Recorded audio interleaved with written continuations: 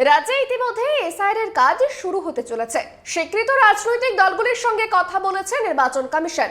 এর মধ্যে আজব তথ্য পাওয়া গেল যাদবপুর বিধানসভা কেন্দ্রে ভোটার লিস্টে থাকা ব্যক্তির ঠিকানা নিয়ে ধোঁয়াশা। দেখা যাচ্ছে কারোর বাড়ির ঠিকানা ফুল স্টপ, কারোর আবার এইম ডটে। বিষয়টি সরজমিনে খোঁজ নেওয়ার চেষ্টা করলো কেটিভি বাংলা। ধরা যাক আপনি কোনো একটি বিধানসভা কেন্দ্রের ভোটার। আপনার নাম ভোটার তালিকায় তনুময় সান্যাল কিংবা অপরাজিতা দাস, কিন্তু ঠিকানার জায়গায় ফুল স্টপ অথবা QHH বা NA মানে নন অ্যাপ্লিকেবল।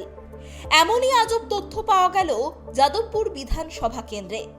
স্বাভাবিকভাবেই শাসক দল ও নির্বাচন কমিশনের দিকে আঙুল তুলেছেন বিরোধীরা। এই ভোটাররাই কি আসলে ভুয়ো ভোটার? প্রশ্ন উঠছে।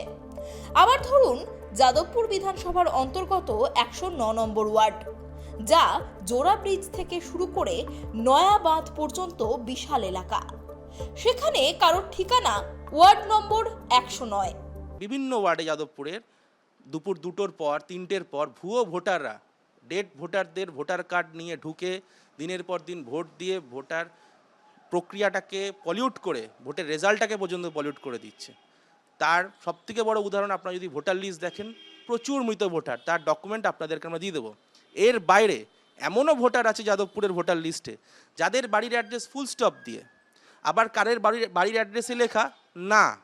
তাহলে আমাদের প্রশ্ন হচ্ছে, এই যাদের বাড়ির অ্যাড্রেস ফুল স্টপ, যাদের বাড়ির অ্যাড্রেস না, এরা কি কোনো বাড়িতে থাকে না? আবার কারোর বাড়ির অ্যাড্রেসে লেখা QHHH। তাহলে আমি ইলেকশন কমিশনকে চ্যালেঞ্জ করছি, তাদের তো উচিত বুথ স্লিপ দেওয়া। তারা কি এই মানুষগুলোকে খুঁজে পেয়ে বুথ স্লিপ দিয়েছিল? যদি বুথ স্লিপ দিয়ে থাকে তাহলে খুঁজে এনে দেখাক এই মানুষগুলো কোথায় থাকে।